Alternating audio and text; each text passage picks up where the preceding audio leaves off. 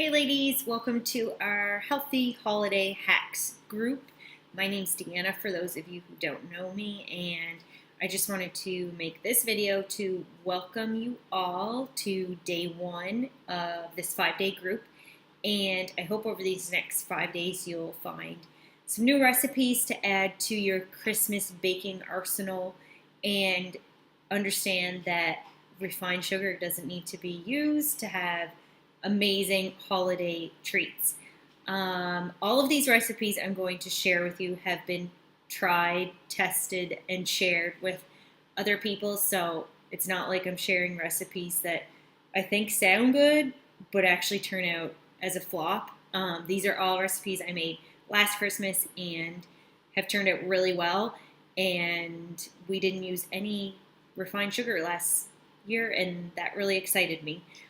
So welcome to this group, and Christmas is my absolute favorite time of year, and Christmas baking with my mom is something we do together every year. It's a lot of work and can cost quite a bit of money, but it's always worth it and a lot of fun.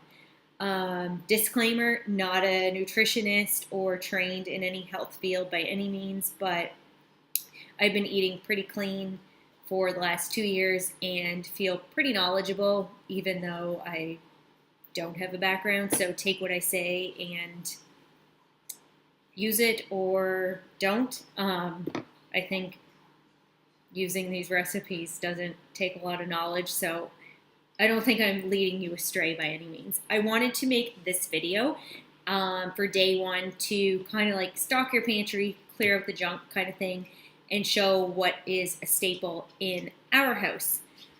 For sweeteners, instead of having, when I was cleaning out the cupboards yesterday, in the back there was a bag of white sugar, a bag of brown sugar, and a box of icing sugar that have not been touched since we moved in, like in 2.5 years. I don't do a lot of baking either, so but I really try and stay away from refined sugar. But that being said, there's tons of sweeteners you can use.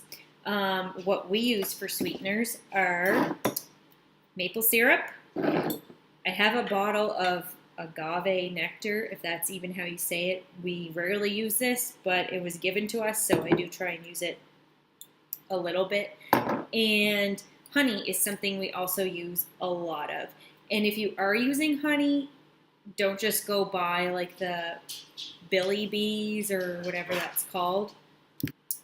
You want to get honey that is locally produced, so something that is made near where you live, because it's going to boost your immunity and fight off allergens, in case you didn't know that.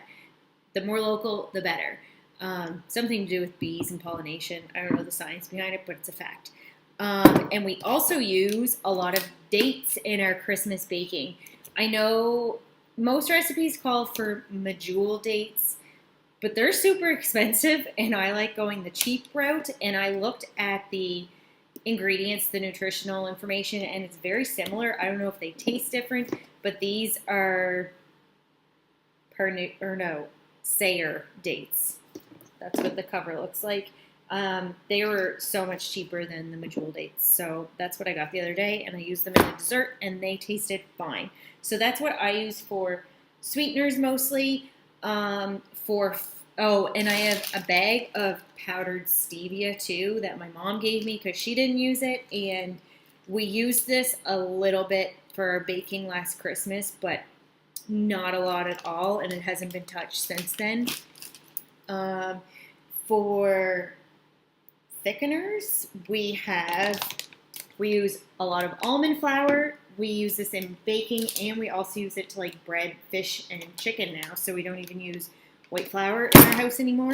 We also I have a bag of whole wheat flour as well for making pizza dough, and I really don't do a lot of baking, so I don't really use flour for much. Pancakes or waffles that we would make for Christmas brunch, but that's like once a year kind of thing. I also have coconut flour, which is great to use. I can't remember what I've used this in, but you don't need a lot of this because it really absorbs a lot of moisture, which is great.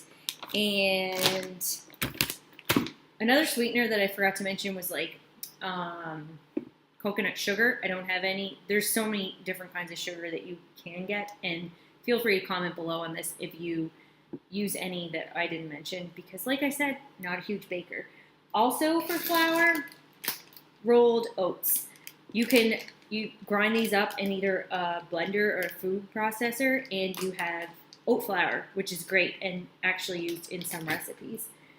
We also use quinoa in our Christmas baking to make spider cookies, which turned out really, really good. And I also have another square recipe that uses quinoa too, and we eat a lot of this for our suppers as well. It doesn't last too long at our house. We also have the classic peanut butter, almond butter. We use a lot of peanut butter in Christmas baking, and obviously peanut butter balls. And instead of Rice Krispies, try and get the Rice Crisps that you can get in a bag. I don't have any on hand yet. And actually I have a box of Rice Krispies that are open in the cupboard. They've been there for like 2 years, and they aren't stale at all. I don't know what's in them that keeps them from going stale, but try to go with the organic Rice Crisps. I'm not all about organic food by any means, but the less ingredients in your food, the better for your health in the long term. Same goes for peanut butter. You want to look at your ingredients on peanut butter. It's not all about the carbs, fat, and protein, sugar kind of thing. It's about what's in your food. And if you look at your peanut butter that's in your cupboard or fridge, and there is more than just peanuts in the ingredients, you want to go and grab some all-natural stuff. It tastes a little different at first, but your taste buds are going to adjust, and your body's going to thank you in the long run. For chocolate, for baking, I use all dark chocolate. Try to go like 70% and up. Again, your taste buds will adjust over time. The higher quality, the better the ingredients. Like basically, the more money you want to spend on it, the better it's going to be, and the cleaner the ingredients are going to be. I usually get Lindt when it's on sale. Again, kind of cheap. And it's good, like if you have a sweet craving, just to snap off a little bit. Paraffin wax. I don't know why anyone thought that putting wax in your food to harden chocolate made sense, but that really grosses me out. So now when we make peanut butter balls, we melt the chocolate in a double boiler and add coconut oil in. And yeah, it's going to get a little soft. It's not going to stay as hard and waxy as paraffin wax would, but just think about it for a second. If you can make a candle with that wax and then you're coating a peanut butter ball in the same thing, if that doesn't weird you out, then there's just something really weird and wrong with that. So yeah, your peanut butter balls aren't going to stay super hard, but keep them in the fridge or freezer. And are you really nibbling on a peanut butter ball? No, you're eating it in like 2 bites. Also, we have almond milk. We use this in our baking some. We don't have cow's milk at our house anymore. We just use almond milk, and we're not big milk drinkers anyway. This is just used in smoothies every day or any kind of baking. We would do like pancakes if they needed liquid. Unsweetened vanilla is what we get. It's the lowest amount of sugar and calories. Also, unsweetened coconut. I clearly need to get a new bag. We use a ton of this. Another sweetener you would use, I just thought of, is unsweetened applesauce, which is great to have. Phyllo pastry. We use these to make little tarts, and it's really good. Stay away from puffed pastry because it's full of fat and calories. But phyllo pastry is a great alternative that's super light and flaky and a bit hard to work with, but you can make some great things in this, like apps and desserts too.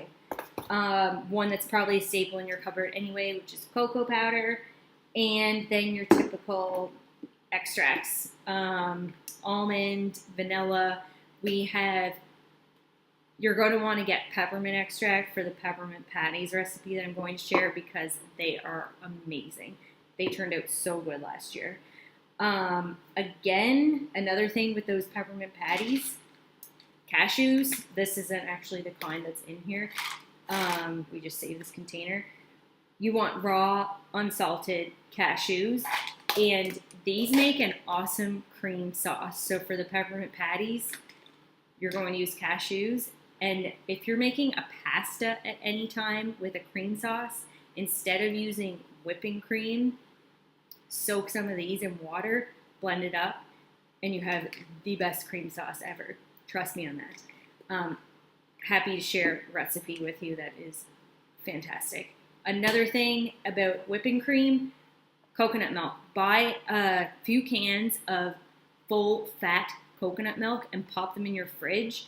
And if you need whipping cream anytime, or whipped cream, or instead of Cool Whip or whipping up whipping cream, and you want something that's a little bit better and cleaner for you, you can just take the can of full fat coconut milk out of your fridge, and once you open it, all of the milk hardens at the top, and you just scoop that out and blend it up with a hand mixer, put in a little vanilla and almond, and you have some amazing whipped cream. It's so good with like waffles Christmas morning, and no one's going to know the difference. So that's a few of the staples in my kitchen. I'm not perfect by any means, and I don't know everything by any means, but like I said, I've been trying to stay away from sugar for the last 2 years, and this is what's in our house all the time. We try not to have any junk or treats too much because I have a major sweet tooth and I will eat it if it's in here. So I'm super pumped for these next 5 days. Sorry that this video was a little long. I'm very long-winded, but I like talking about this stuff. So recipes to come, and if you have anything in your kitchen that you don't see here and you think would be beneficial to the other 80-ish people in this group, feel free to comment. Or if you have any recipes that you have tried and are amazing, feel free to share. I want this group to be interactive, and I'll share